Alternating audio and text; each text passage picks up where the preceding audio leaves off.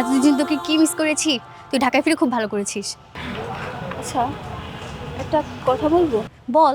যখন আমি বাসা থেকে বের হই আমার কেন জানি মনে হয় হিমেল আমার আশেপাশেই আছে, কিন্তু যখন ওকে আশেপাশে কোথাও দেখতে পাই না আমার না মনটা খুব খারাপ হয়ে যায়।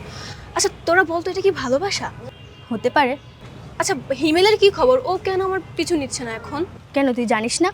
কি জানবো? তুই যেদিন হবিগঞ্জ গেলি সেদিন ওর বাবা রোড অ্যাক্সিডেন্ট করে মারা যায়।